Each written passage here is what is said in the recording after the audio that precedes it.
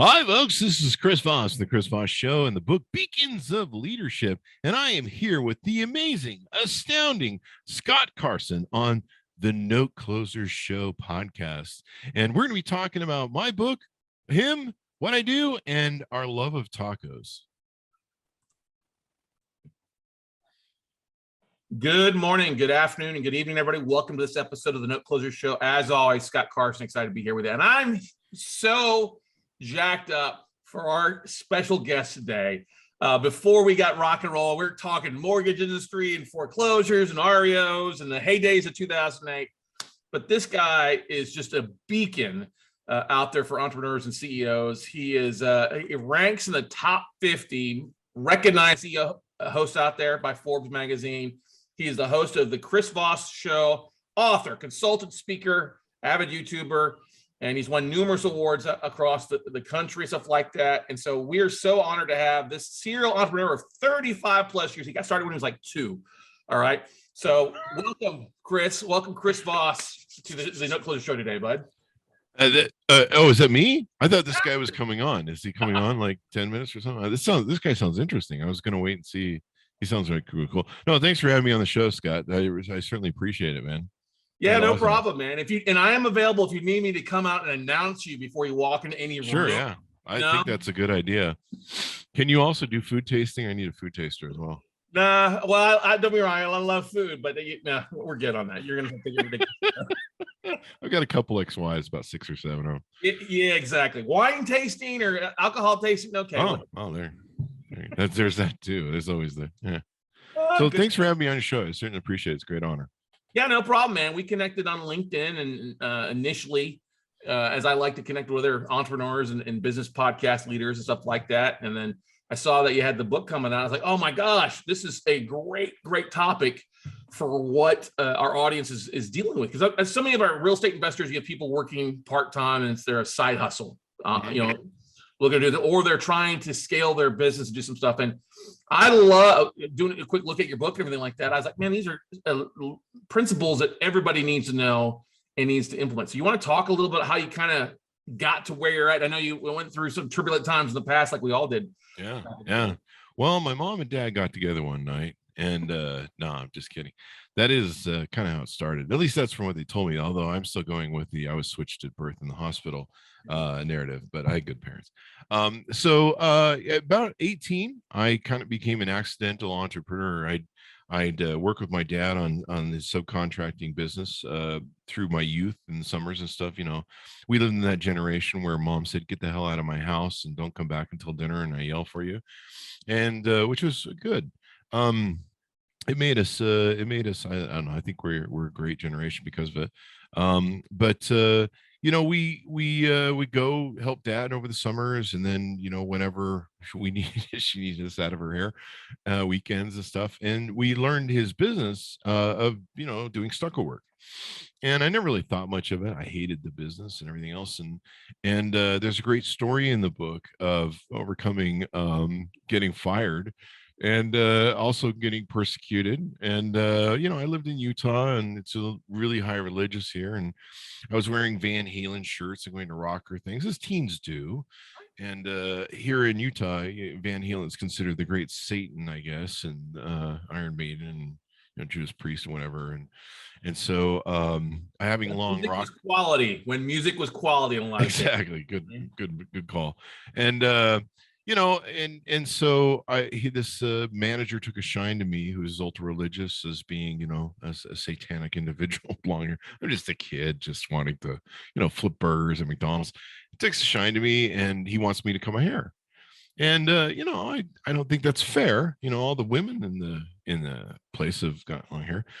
So I get one of those hair nets, and unbeknownst to him, he thinks he's won his little war, and this is a real issue. And then he finally catches me one day and fires me for having long hair, because God knows that's a real issue. And so then I go home. I said to my dad, I was about to go to college and on a Pell Grant, and he says, "What are you going to do now?" And I go, I don't know. And he goes, "Well, you can't stay here. He He wasn't like the parents of today where they live in the house till they're 40. He's like, you got to get the hell out of my house. You got to go get a job, man. And I'm like, he goes, why don't you just do my old company that I used to have? And this thing had, he'd mothballed it years earlier, but he still has accounts at the builder company. He said, why don't you go do that? And I'm like, sure. What the hell?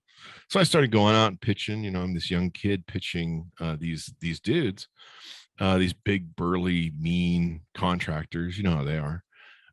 And especially back in those days, because it wasn't, back in those days, there wasn't the big ultra builders. I mean, these guys were just hardcore jerks. You deal with some, they're not all jerks, but some of them were really, you're like, how much time were you in prison? Anyway, you're really angry. Nowadays you'd be like, hey, have you been to any of your management therapists? So I built a business, started making all this money, and I went from like making McDonald's wages, I think it was like $3.35 an hour back then, to $18,000 a year. When you're a kid living at home, is 18, you're rich, or you think you are. So I started my first company and basically became an accidental entrepreneur. I didn't even know I was an entrepreneur. I was like, hey, it's cool. I got my name on a card and I get to make my own hours. 2 months later, I think in the book, I tell the story about going back and shaking his hand and thanking him for changing my life, which he did. And it's a good adversity story. So from there, I spent the last 35 years. And as you mentioned, did I mention that happened when I was 2? I think you mentioned earlier in the show. I've been doing this since I was 2, but no, 35 years now of building companies and little empires and all sorts of stuff. So I've done one or two things, I guess. Just a little. Previous mortgage broker back in the day too. Yeah, 20 years. 20 years in the business, and then everything hit the fan in 2008. It just destroyed everybody. Yeah. What would you say was the biggest lesson you learned, if you look back at that you've applied over the last 13, 14 years to help you get ahead these days? I covered this in the book. Someone I talked to when I was writing the book, and I was in some struggle points, maybe in editing. I was in some real struggle points. And one of the authors that came on my podcast, we have, all the brand new authors that come on my podcast. She told me a story about how she'd written a book. And one day she met this gal at a book signing or something like that. And the gal told her that she'd been in prison and that she'd found her book in prison, and it had changed her life, her outlook on life, and had influenced her to be a better person. And turns out all the women in the prison had been sharing the book, and it had been inspiring all of them. And they were doing like little books, and they were using the book to become better people. And she says, I keep a photo of that person when I'm writing now, because I realized that's the person I'm writing the book for. And one of my friends in England said, you have to realize there's a person you're writing this book for that really needs this book, and you need to write this. And I talk about in the book going through the 2008 crash. It wiped out my little empire of companies. It wiped out my business partnership of 13 years. It wiped out everything. It took away my whole identity. I mean, I went from, having multiple houses to zero. And you start playing games with yourself where you're like, well, maybe I don't need 2 BMWs. As long as I have 1 BMW. Well, I don't know about the BMW now. It was just a slide into a cathartic time. And you go through that, and then you realize that you're still the guy. You're still that guy, and you can still rebuild. What's the ending line of what's the great bogey movie, The Treasure of the Sierra Madre? You're still young enough to make lots of treasures. You just got to go find the next big thing. And so that's what I did. And I tell the story of going through that cathartic moment in the book and finding the next big thing. And now where I write books, speak, and I got the podcast, I've got the website and other things that I do. And fun. Good stuff. Who's your beacon? If you're thinking about somebody that is a beacon of that you like to follow, or a mentor that you really draw a lot of stuff from? I don't really have a lot of mentors. That's a good question. Probably me. Boy, that sounds narcissistic, doesn't it? I don't know. I watch a lot of people, but I really don't get into hero worship. I'm really careful about that. And I'm not saying if you have a mentor, or if you have somebody, you're not into hero worship. I don't want to imply that, but I'm just really careful not to make anybody my demigod, where I'm like, because I have a lot of friends, they worship like billionaires or Elon Musk or other people and stuff. So I think right now what I try and do is I try and collect things. I'm a Mhm. collector and I keep a library in my head of what I like. And so there's a lot of people I look to. I mean, there's good parts of Elon Musk, there's bad parts of Elon Musk. Right. I talk about Jeff Bezos and Steve Jobs in the books. Steve was an incredible jerk. I have friends that work on the original iPhone team.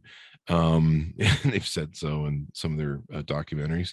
But I mean, there were some things that he did good. There's a lot of things that some people do that are good, but I don't really have anybody I really worship. I kind of take from everywhere, inspiration wherever I can.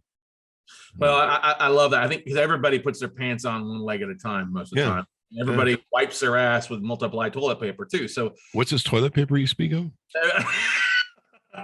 everybody wipes their ass with multiply, right? I For the was most I was part. still using a rock and like a towel or something. That's like a whole new idea for a pet rock. Call him pet rock named Stinky, huh? Yeah, I started that when all the toilet paper ran out of COVID. Exactly. Now, in the book, you also talk a lot about having a CEO or entrepreneurship toolkit. Can you kind of explain what that is to our audience? So what I did was I realized, like I said, a lot of people might be reading this book and they're starting their first business or they're in their first business and they get stuck. I used to buy out companies that would get stuck. The entrepreneur gets stuck, and I talk about that in the book. I come in and white knight them and go, look, here's some money, but get out. You're the problem. You need to go back to McDonald's. And it's a being a great entrepreneur is a learned trait. I mean, only what is it, 1 to 2% of them survive past the second year. That's a hell of a it's a hell of a run, and it takes a hell of a character to make that, or a lot of money if you got good investors. But even then you can still fail. But it's a tough road, and it's one of the things that will self-actualize you and make you self-responsible, in my opinion. Although I've met some entrepreneurs that lean on their partners pretty hard. But it will self-actualize in a way that nothing else will. And when you're an entrepreneur, you live like 24/7. You dream business. Like I used to be like, can we dream about girls for a change? A girl in a bikini, maybe, instead of what I'm doing tomorrow in my meetings and who I'm firing. Um, and so I wrote about in the book, the toolbox is designed to give people some of the axioms that I used to use. A lot of people, whether it's Jeff Bezos, Elon Musk, whoever, you kind of have this toolbox you always go to, this framework that you always use. And a lot of times you use it, it helps you get successful. And it's kind of some rules and regulations, or going back to basics, kind of, if you will. It's your basic box.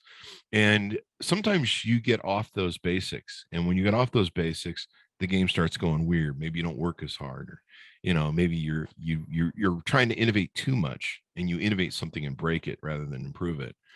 Um, and so being able to go back through the toolbox, I've gone through some of the different things that were in my toolbox and axioms that I used to use, and getting myself reset back to the basics and stuff like that. And that's usually where a lot of entrepreneurs go wrong. They kind of they get tweaking way too many things, and they get way off target, or they're scattershotting too much. Well, it's kind of the whole philosophy, like from the E-Myth. We all end up working a variety of different things versus focusing on our strength points. Most entrepreneurs were, let's just face it, control freaks in a lot of things, right? Versus being able to delegate. I think learning to delegate is one of the most powerful things that entrepreneurs can do to help them get rid of a lot of that bullshit that's time down their hourly time, right? Yeah. I mean, my big thing is innovation and being a visionary leader. And so I talk about that in the book, what a true visionary leader is, one that inspires people, one that motivates people. I've always had to be the big mouth. You have to, if you're a CEO, you're in sales. You're selling to the employees, you're selling to the vendors, you're selling to the board, you're selling to everybody that you're involved with, all the employees. You're constantly selling them the vision, getting people to salivate, getting people inspired, getting people fired up, like, let's go do this. And I talk about that sort of thing. Steve Jobs getting everybody, we're going to make a phone, we're going to shove like 15 different, I don't know how many it was, 15 different items into the phone, the fax machine, the phone. We're going to shove all this stuff into the phone, and we're going to do this, we're going to pull it off, we're going to make the greatest phone ever. And his team, one of my friends, Andy Grignon, was on, is like, seriously, like, we're gonna make this work. Even when they did the announcement, the thing still wasn't working. It did about 2 or 3 things before it would crash. And but he had this vision, and he could get his employees to move mountains for him. He would be like, we're moving that mountain and we're putting it over there. And his employees would be like, we're doing that. Yeah. And they would live in, what, I forget the name of the journalist who gave him the moniker, that he lives in his own reality field that he takes and makes, distortion field. And a lot of leaders have that power to inspire people to get that human condition to go the extra mile. Now there's leaders that, they have the whip, and they have the I'll fire you if you don't, and the meanness of whatever. And so I talk about that in the book, what true leadership in my mind is. And then I talk about innovation, how I innovated and how I would break things down and how I would get outside of the box and really I did a lot of innovations that saved my butt and made me a lot of money too. Yeah. Do you see with so much change taking place, I guess you can say, in the marketplace, from the brick and mortar offices or the brick and mortar businesses to more everything being digital and online? What's probably the number one hurdle that you've dealt with that transition and everything changing in the world? Just understanding, the online basics of it. The story I tell in my books is, we started brick and mortar. Our first company we started was like $2,000, and our second company at $4,000. A lot of people nowadays probably go, yeah, that's, I don't know, I just go ahead and start a company. No, we had to get licenses. We had to buy an office space for 3 years and sign a contract. we had to sometimes get government licensing. We had to pay for insurance. You had to front everything, Right. In doing what you're doing. And we also had to make a profit. We weren't like Twitter or Snapchat where you can just wait 10 years to make a profit. We're self-funding ourselves, and we're like, hey man, we got to make this money back in like 4 months or we're out. And so we go through all that, and then 2008 comes, and then I have to learn to adapt to online. I love being online because it's so much easier to start a business. I don't have to wait for the phone line company to come in and install the phones, and I got to do a long distance phone line negotiation deal for the best price. All the nightmare of setting up a business, waiting for the government approval, and going through this, hiring the secretaries, having a front office. It's so easy to go down to $18. You're in business, basically. It's so easy and so wonderful. The hardest part is just getting above the fray and getting yourself going. But to me, it's so much easier nowadays than it was when I started. That's for sure. Yeah, I mean, the barrier to entry is a lot less. Like you said, you don't have to go sign an office for 3 years, or like you said, there's so many different things. But that's what I think so many people that want to get out of the rat race, or we're in the midst of the big resignation. People want to go out and do their own thing. Those that are scared or sitting on the fence, they're kind of holding on because I got benefits. Well, if somebody's controlling those benefits, do you really have benefits in a lot of cases? Yeah, that's true. And some people, I think, I don't know. I've talked to a lot of people out of being entrepreneurs. I'm like, you got to go back to just doing, a secure job. There is a mentality to this business, I really feel. And you're welcome to disagree with me if you're wrong, because I'm always curious about what other people think about this. But to me, there is a real personality to an entrepreneur. You've got to be self-actualized. Even if you aren't fully self-actualized, it will self-actualize you, but you have to adjust to that, because if you don't, you're constantly blaming everybody for your problems. It's not going to work out in the long run, or I don't know, you're just going to run an awful business. Everyone's going to hate you. Maybe you'll make some money. There are the outliers, but for the most part, if you're starting something and you're the investor and you've got to make a profit, you've really got to buckle up fast and get it on.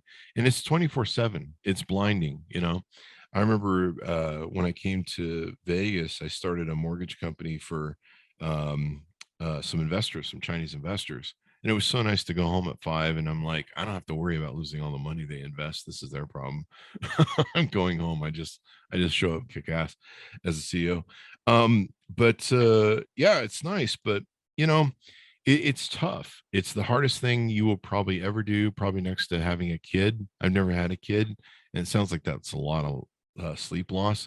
But so for me, it's the hardest thing next to having a kid. For some people, it probably is truly not quite as hard as having a kid or kids. Well, they always say it's your baby. Business exactly, yeah. Baby. And one of the mistakes I think we see a lot is a lot of the entrepreneurs, they go down with the ship. They go down with the baby versus, hey, this is a sinking ship. Let me move on to something else. There's got to kind of have that mentality. A lot of times it's the passion projects that drag us down. Yeah. I talk about that in the book too. Give a lot of entrepreneurial advice. And at one point, we used to white knight and buy out businesses. We'd run an ad in the paper saying we loan money. And, if you're in trouble, we loan money. Well, we did. And it was amazing. You would just get a blizzard of P&Ls. Like if you walked into any company off the street, like any strip mall, and said, "Hey, can I see your P&Ls and your books and stuff?" They'd be like, "Are you out of your freaking mind?" But no, we get everything you could ever want to know about the business sent over to us in about 5 seconds. And then you could literally sit and cherry pick what you want to invest in. And a lot of them were fold-in businesses because we had a whole bunch of companies. I think 21 different corporations we had started at one point, and we'd play with things. I'd start something, see if it would get legs, and send some people to go play with it. And sometimes it wouldn't. You shut it down. Sometimes it would become jewel in the crown. But a lot of times we find these companies that we could buy out, and either asset they were asset rich, cash poor. You fold them in. You do a lot with what probably the same with mortgages. Exactly. And you just find those things. But yeah, a lot of entrepreneurs, they wouldn't change their business model. They wouldn't adapt to changes. There was a million different things. So I talk about it in the book to give people insight on what entrepreneurs that fail do wrong. And a lot of times they have one business model they start their company with, and they ride that sucker all the way to the bankruptcy court. They won't give it up at the end too. They're like a little I don't know, like a raccoon just holding on to it going, "We're not going to give this up." And then when they that shiny object, even though I'm getting banged on the head. Yeah. Well, it's the thing. And we've got some friends that buy a lot of businesses, and we buy a lot of the distress notes. And the same thing. Sometimes people like, "Listen, hey, you need to be shaking awake. You should not be owning a house right now. You can't afford it. Let's work with you to get you out of this." We dealt with a borrower yesterday on a very similar, like, "Hey, you can't afford this. I'm giving you an out. I will take over your issue. I will pay the taxes you owe. I will take the property over. Just walk away." And people sometimes are just blind, like an ostrich got their head shoved down in the sand trying to hide from their issues. Yeah. And sometimes when they see you show up, they're like, "Well, there is an opportunity here. I can still make this work." And you're like, "No," because we'd always buy people out. They'd always want to be, "Well, I want to stay with the business. Give me the money and stay with the business." And I'm like, "No, because you are the problem." But you have to identify that if you're the CEO or you're self-employed, that you are the problem. The one thing I loved about being a CEO and running companies is the buck always stops here. Like, Right.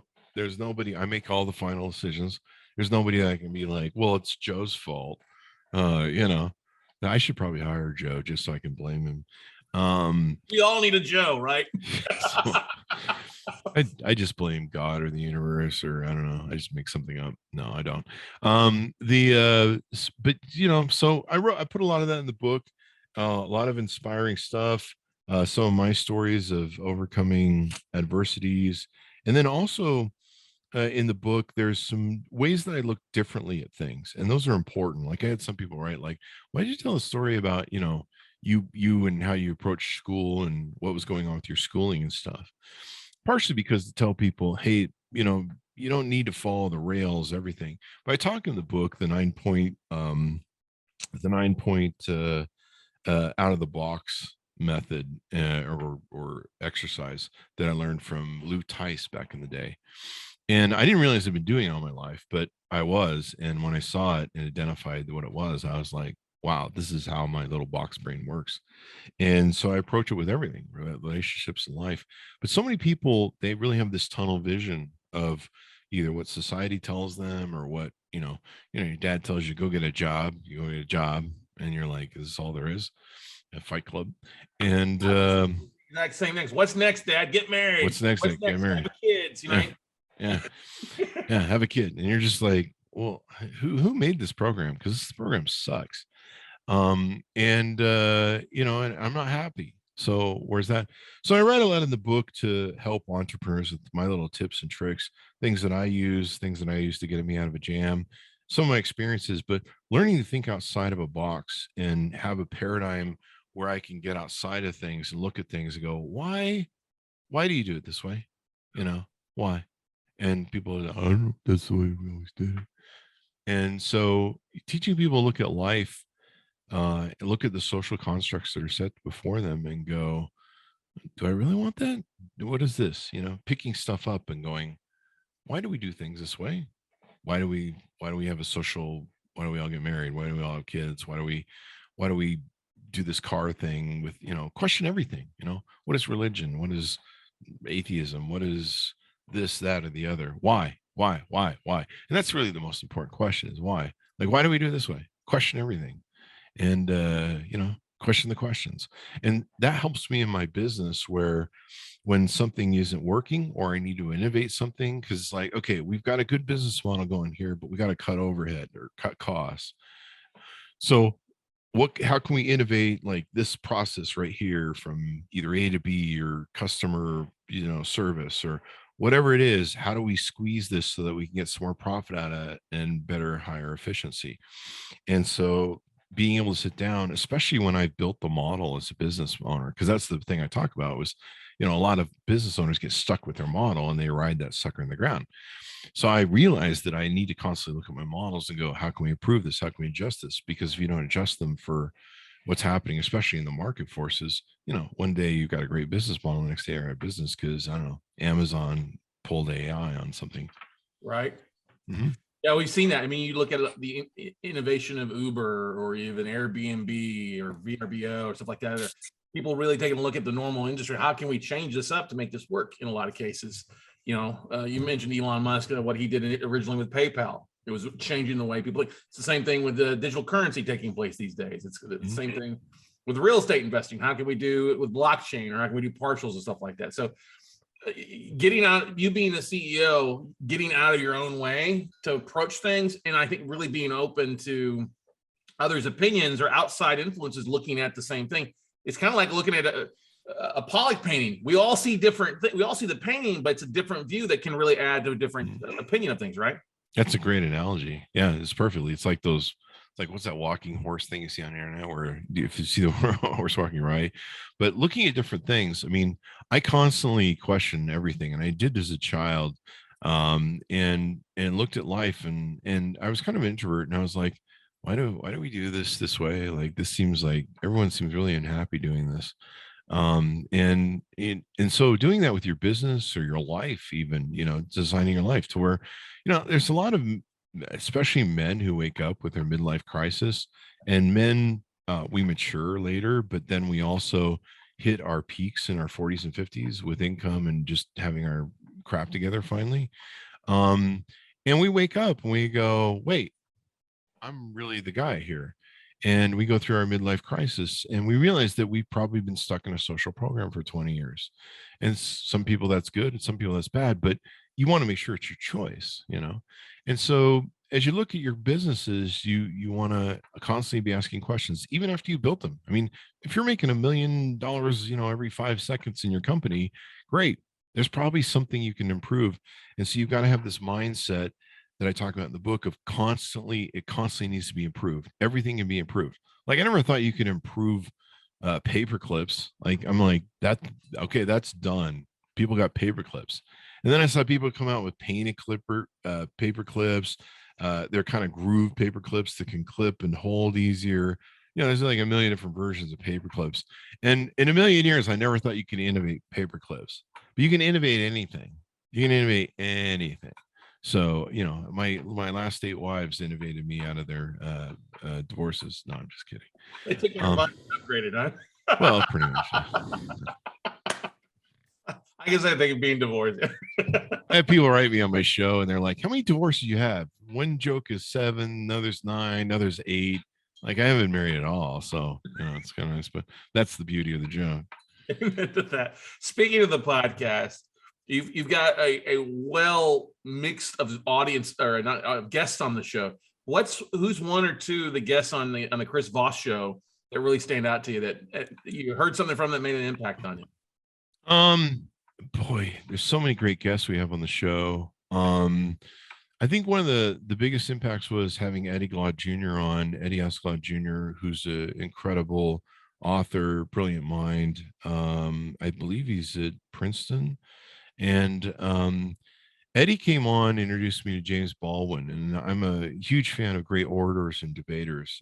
Christopher Hitchens is probably my number one guy. I love the between his brilliance and his use of words, and also his ability to whip people with those with his what's the word I'm looking for, snarkiness, his wit, Yep. and he could just destroy you speaking so elegantly right in front of you in a debate, and you just be like, well, I guess screw me. Seeing and so getting acquainted with James Baldwin, I was just really amazed at the quality. But we had a discussion on Eddie's show about black and white issues, and issues with racism, and of course, a lot of the things that James Baldwin talked about you could do. And what was interesting was I had a lot of white people write me after the show and say, your approach with Eddie and talking about these things, your openness and you're willing to be honest and talk about things really changed my mind about racism and some of the issues that I have. And just seeing that, hey, there's another way to approach this without being like, well, I don't know about all that. And so it was great to have him on. He was brilliant, of course.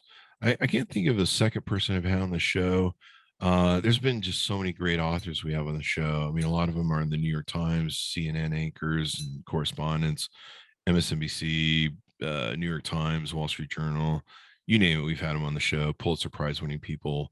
They're all just brilliant. My big boner is I get to sit there and get the front row seat. They've spent 10,000 hours, 20,000, 100,000 hours doing their books, and I get to sit front row and ask them all the questions. And then what the other beautiful part I have is I get a whole hour up to with them, where normally when I see them on TV when they're doing their book runs, they get like 3 minutes or something. And so, like with Carol Baskin, we really got some deep questions on her. I think Peter Strzok, I had the FBI agent on the show. We had a number of FBI people on the show. We tried to get whoever the director was, the last director, two of them actually, on the show. And what was interesting is sometimes building a show where no one has asked them the questions that I've seen on TV, because they're doing that 3 minute blip. And a lot of times I get to either humanize them or find out more, dig more. Like the Carol Baskin show was like interesting. I just shut up and let her run for about 20 minutes on where her husband was. And it was interesting. Is he in Panama or under the tiger fence? I mean, I just let her talk, but there's an old Shakespeare saying, thou dost protest too much. There's a lot of theories she has. And I just sat back and, I mean, she was wonderful and Right. incredibly nice. I have no dog in the fight. I don't know, man. I mean, I'm not the FBI. It's not my job, Right. but it was interesting. And so it definitely made for an interesting episode. It was one of the ones I was listening. Oh, did you? Yeah, did you hear the ending too? Yeah. The ending is the best part. Oh, you have to stay for the entire time to get it, but it is so well worth it. Yeah, definitely. Yeah, the ending is the money. Like I didn't even see the ending coming.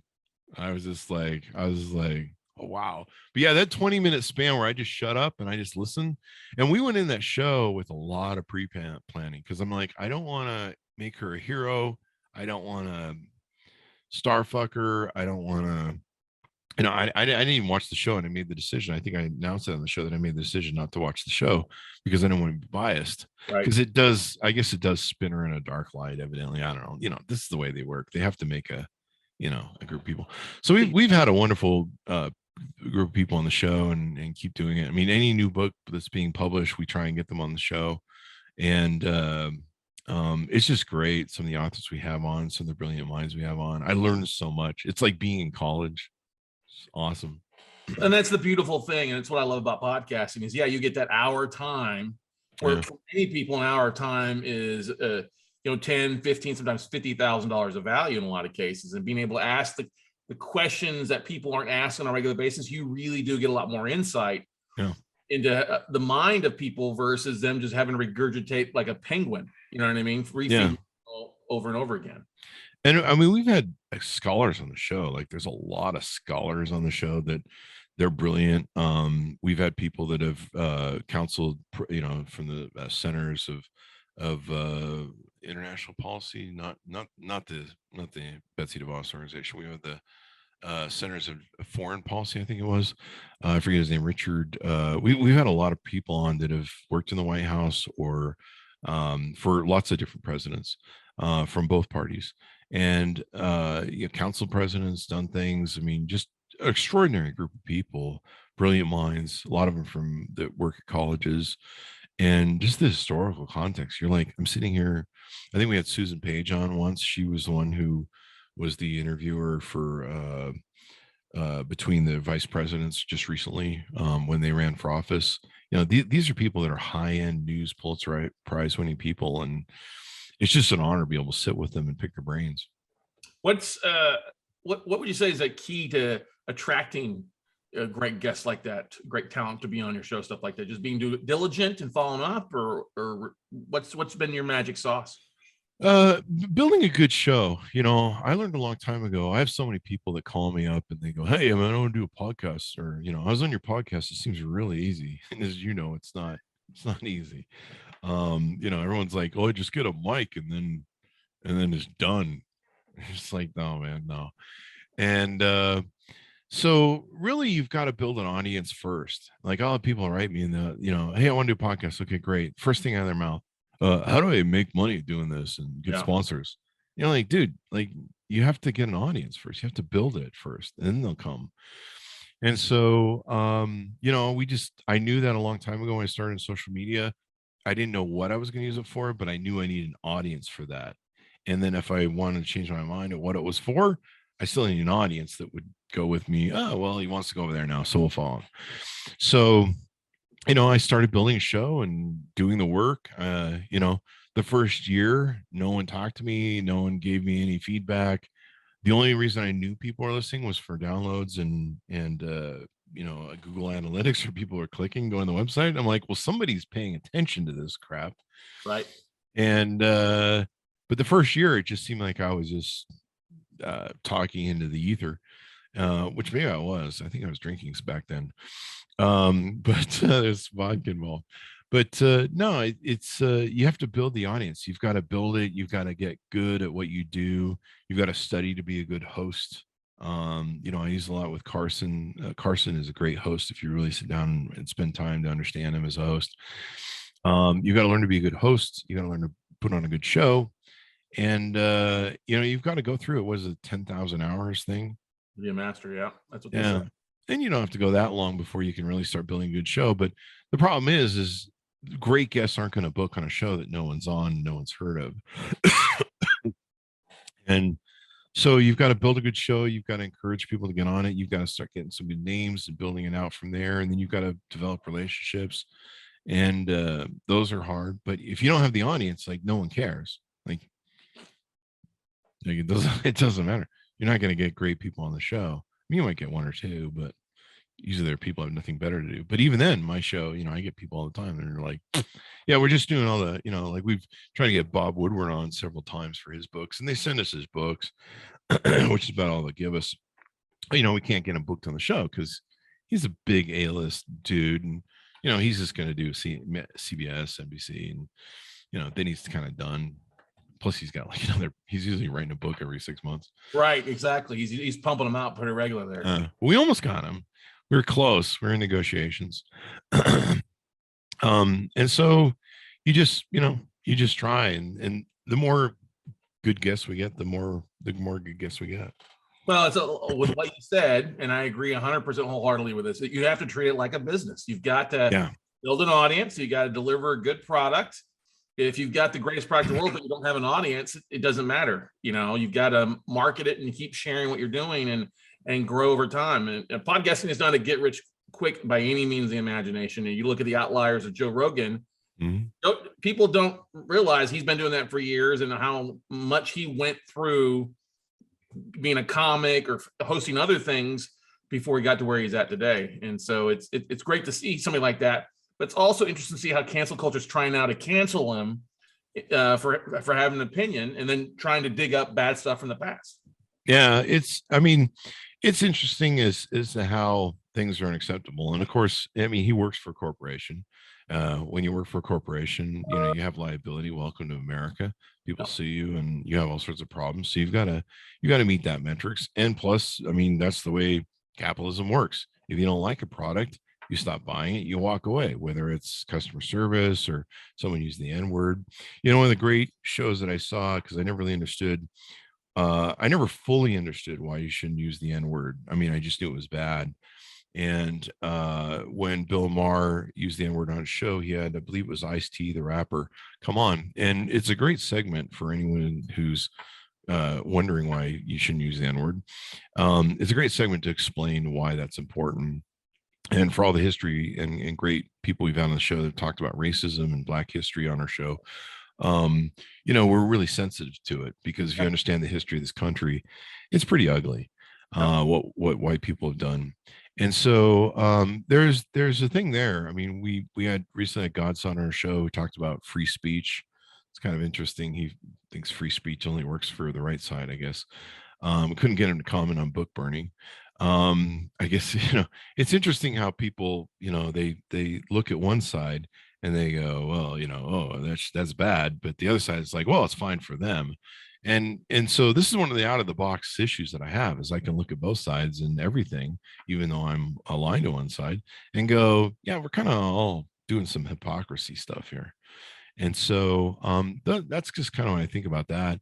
But, I mean, he does work for a company, and that company gets sued, and the company loses products when they don't buy your products. So that's just the way it is. I mean, whether it's over the N word, or maybe you just don't like the flavor of the milk, or maybe their customer service sucks. You take your money and go elsewhere. That's the great thing about capitalism. So, yeah.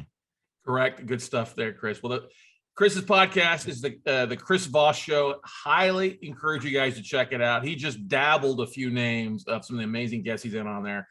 You also, while you're at it, you want to definitely check out his book, Beacons of Leadership, Inspiring Lessons of Success in Business and Innovation, by yours truly, Chirs Voss. Chris, thank you so much for coming on our podcast on a busy day. I know how busy your schedule is, but honored to have you, bud.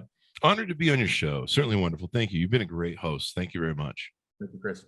All right, guys.